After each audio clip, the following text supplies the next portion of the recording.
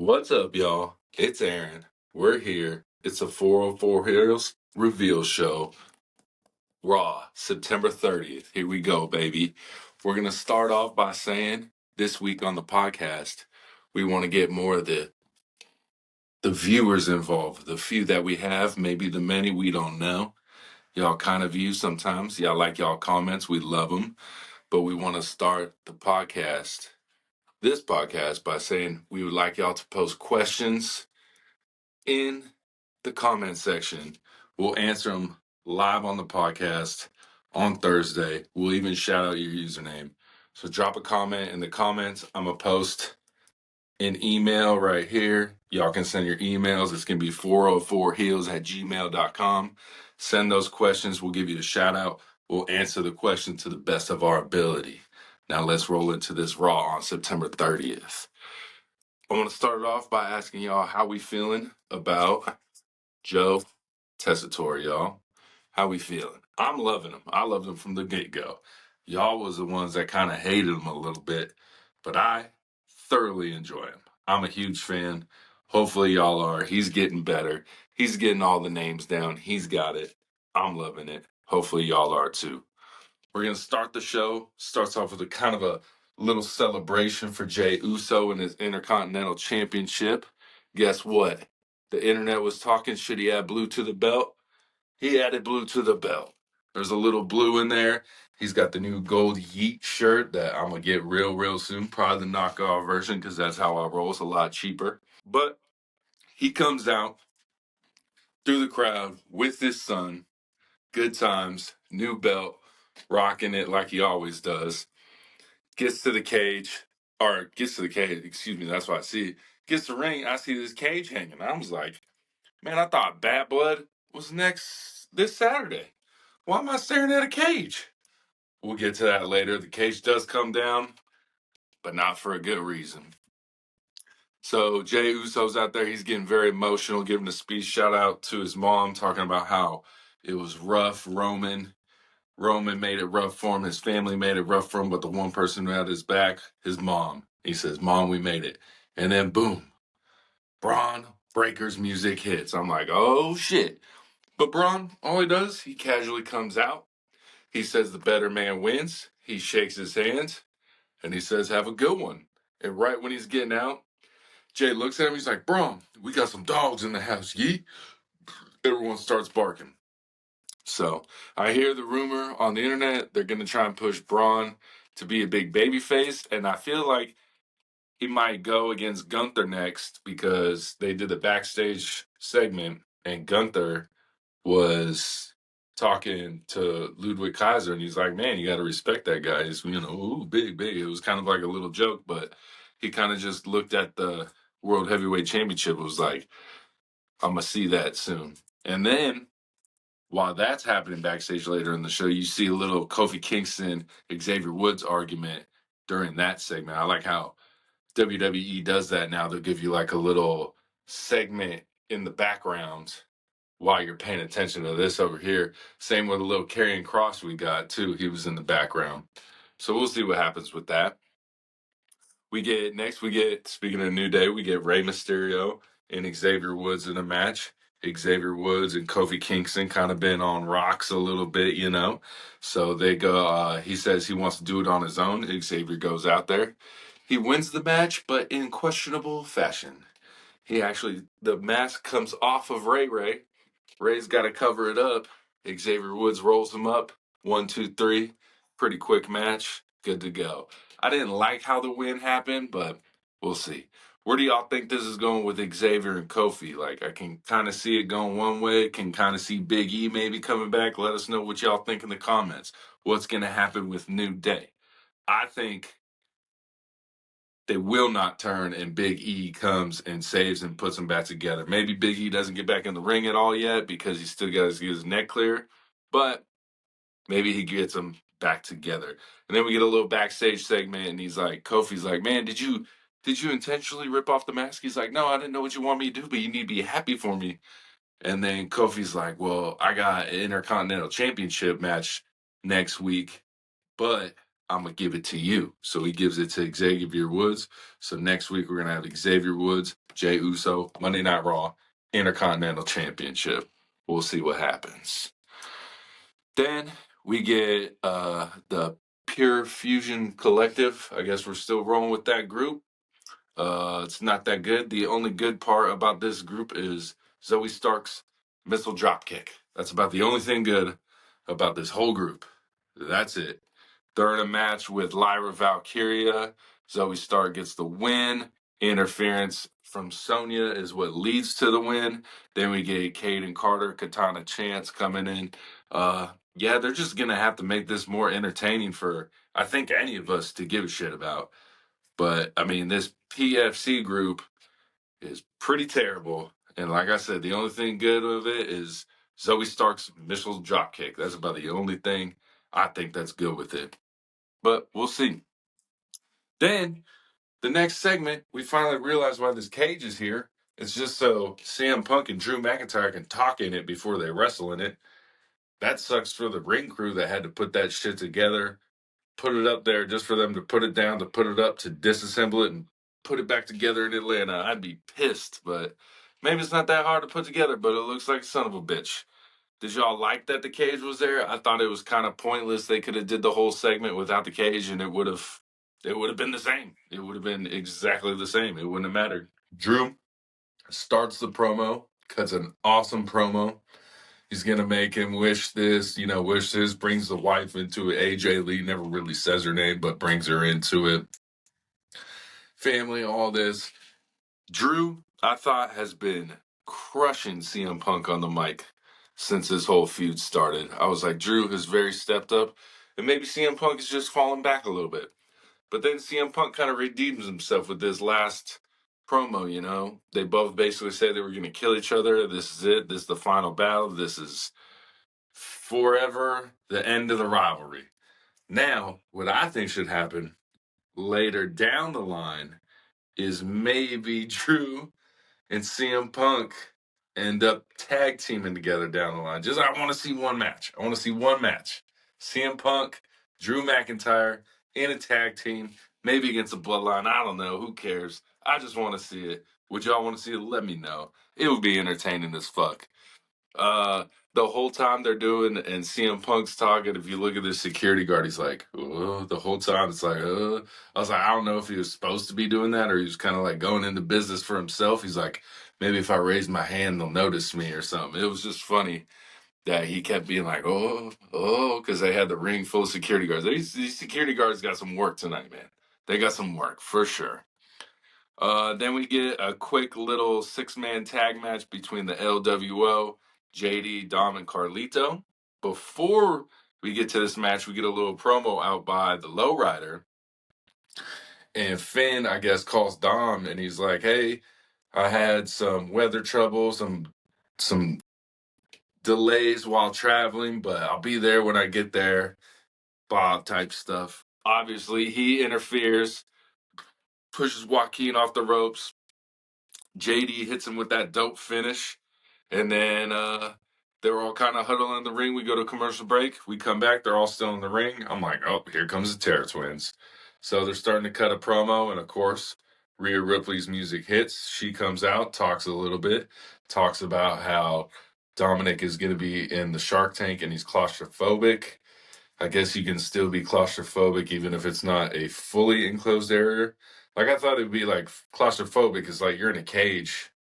I guess that can be claustrophobic, but you still breathe. I thought the point of being claustrophobic was not being able to breathe and you feel like this sense of not being able to breathe. But if you're in a fucking shark cage, but not in the water, you can breathe perfectly fine. But I'm sorry if y'all have claustrophobia. I don't know. I'm not. As long as I can breathe, I'm good. We're good.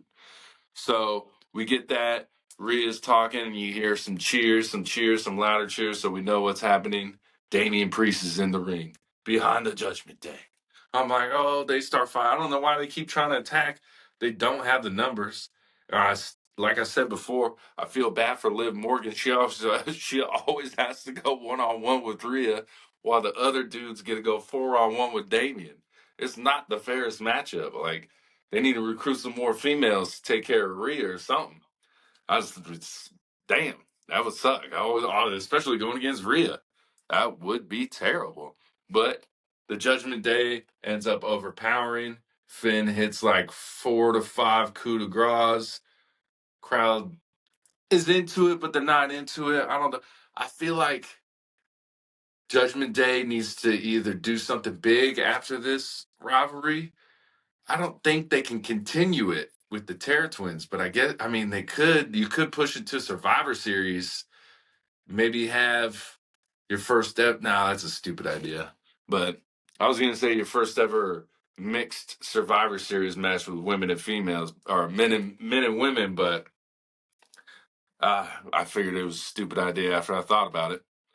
After that, I mean, Judgment Down just beats the hell out of Damian Priest and leaves him battered and bruised. That's why I think he's probably going to win on Saturday, but we'll do a prediction show later. Me and my boy Steph, we'll do it later this week. Hopefully, we can film it tomorrow night, maybe have it out Wednesday. Give you a few days to argue with y'all. We'll see what happens. Then we get the stupid American Made. I love America. This group sucks. Maybe if they brought Kurt Angle in as maybe a manager, it would get better. But right now, it's pretty terrible. I feel like it's kind of taken away from Chad Gable. Chad Gable used to, I feel like he was more relevant before this American Made shit. And I like the idea of him and the Creed brothers getting together, but now it's not that entertaining. It's kind of annoying, but we'll see. Xavier Woods actually goes, the ref's a little distracted, so Xavier Woods goes to help Kofi Kingston, who Chad Gable's fighting, and he tries to go grab and slow down Chad Gable, and it ends up making Kofi Kingston miss the Trouble in Paradise kick, and bam, then Chad Gable gets the Chaos Theory 1, 2, 3 over, and you can see that Kofi is very upset about it. So they keep getting mad at each other. The seed is getting planted, y'all. The seed's getting planted. So we'll see what happens. Then we get another Sami Zayn, Sami Plain, and Gunther promo. Gunther comes out. He's talking about, it's great being the world champ, the world heavyweight champ, all the perks, the money, all that stuff. And then here comes Sami Zayn's fucking music. Guys, you guys got to convince me and Steph. He ain't here right now, but I know he's here saying Sammy Plain, Sammy Lane. Y'all got to try and convince us to like this dude. It's the same story every time. He's the underdog. You get knocked down, you get back up. The only difference is when you get knocked down, you don't get up. When I get knocked down, I keep fighting. It's the same fucking shit every time. It is getting old. And now they're doing it again with Gunther. It's going to be the same guy he's saying it to again and again. That's all he does. He's the underdog. He's the underdog. He's the underdog. Even though he's won this belt, he's main evented WrestleMania. Apparently, he's still the underdog.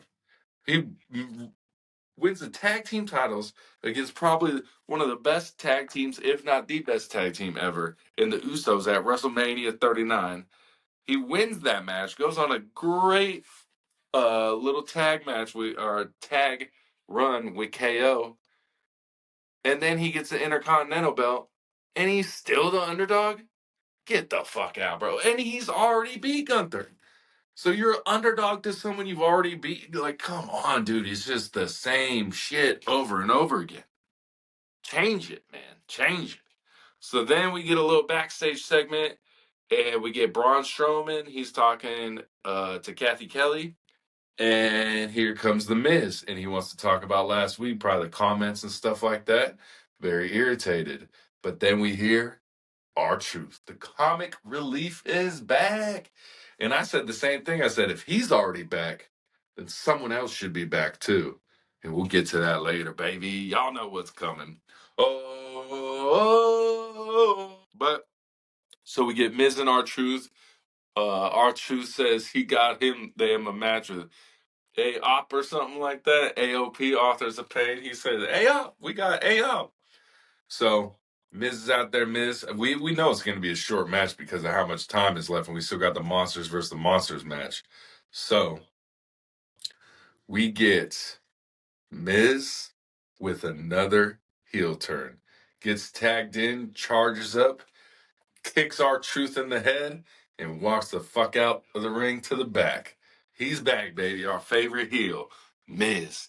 I think he might, after he's done with R-Truth, maybe they have like a little run. He crushes R-Truth, and then he might get into that little Braun Strowman run since is back, and he might be doing a rivalry with someone else. But we'll get to that. But how y'all like the Miz heel turn? I'm loving the Miz heel turn. I love it. He's the best as a heel. Crowd hates him. He strives. Then we get our main event. Monster versus Monster. Great match. I knew the ring was going to collapse when I saw that they just had the old school post on it. I knew, I was like, oh, this ring's coming down. Something's happening in this main event. They had them old school, just the metal posts. They didn't have like the digital shit so you could get the raw on it. It was just the old school metal post. I said, this ring's coming down. It was awesome. They brawled. Bronson Reed gets chokeslam. This is definitely probably going to be my match of the week. Obviously, probably. Yeah, probably. Yeah, it's going to be a good one, bro. It's hard to beat. It was just a banger. People going through tables. People getting dropped through tables. Bronson Reed off the top rope on all the security guards. The security guards are out there because they went through the announce area through the wall, and then they went into the crowd area. And I was like, oh, man, did they really fuck up the crowd? But then it looked like it was all part of the plan. All those people were probably WWE employees and stuff like that, faking like they were hurt just to get the security out there, because that makes sense.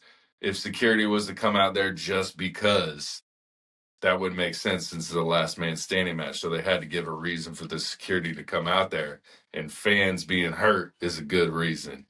But it's a great match. It's a banger. Like I said, suplexes onto the ring. Ring collapses a little bit, poles bust. It was a great match. And then they're both getting up, and I see this figure, and he's running towards the ring, and I'm like, oh shit. It's The Miz. I was like, The Miz is coming to get some retribution against Braun Strowman not giving him the time of day. I said, here he comes. Here he comes. That's it. Here comes The Miz. And guess who the fuck it was? Not The Miz. It was Seth freaking Rollins, baby. He comes in. He hits Bronson Reed with the stomp. Ref counts to 10. Braun Strowman wins. Seth Rollins returned to Monday Night Rollins. He's talking to Bronson Reed. Raw goes off the air. Great ending to a Raw. Overall, this Raw has, I would say, the last 40 minutes made it, I would say the last 30 minutes made it amazing with the Miz heel turn and the Monster versus Monster. But kind of everything before that was just okay. It was just okay. It's not bad. It was entertaining, front to back.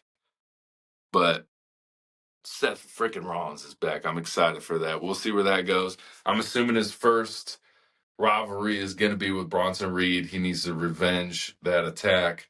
And then we'll see what we go. Maybe, throw him in the mix. We'll see maybe Gunther, maybe a J Uso, maybe something like that. We'll see what happens. What do y'all want to see Seth Rollins do? Obviously, after he faces big Bronson Reed. I'm excited for it. All right, AEW fans, I know you're probably not watching this, but I'll make clips so y'all can see it. This is why WWE is sticking to the 5-match PLEs for the regular PLEs. Obviously, the big four, you're going to have more matches unless it's Rumble, because you usually have 2 big matches and then 2 Rumbles. Survivor Series, same 2 big matches, 2 Survivor Series. But, SummerSlam's 2 nights now, and they've got WrestleMania 2 nights. There's probably like 6, 7 matches on each night. But this 5-match PLE formula is working for WWE, and it's not working for AEW, because what does AEW do? They overload their pay-per-views with all the talent and all the matches.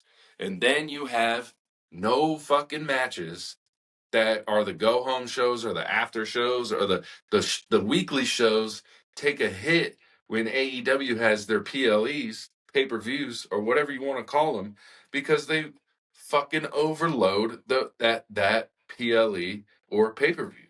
Listen to this. So we got Bad Blood coming. We got the 5 matches that we're going to go over. Now, before that, the Friday Go Home show, we have a triple threat tag team ladder match with DIY, the Street Profits, and the Tompkins. Tell me that is a pay-per-view-esque match if it had more of a build-up, which I think it does kind of have a build-up because these 3 teams have been brawling back and forth for weeks now. Then, after Bad Blood, you get J Uso's first Intercontinental defense against Xavier Woods. And then you also get the World Heavyweight Championship with Gunther and Sami Zayn. Not to mention, you get Butch/Pete Dunne versus Sheamus. And this is all just around Bad Blood. These are within days around Bad Blood. AEW, take some note. If you're going to steal something, take this formula. I don't know if it's a Triple H formula, but it's working. It makes the PLEs bangers, and it makes everything else around it enjoyable. That's all I'm saying. That's my little AEW WWE rant. Take notes. That was a great review show. Decent Raw. Like I said, I'm going to post the email. Y'all send us questions. Y'all can ask questions in the comments. We'll shout you out on the podcast Thursday. We'll answer all those questions for y'all. Peace. Like, comment, share. Watch this shit. Take it easy, y'all.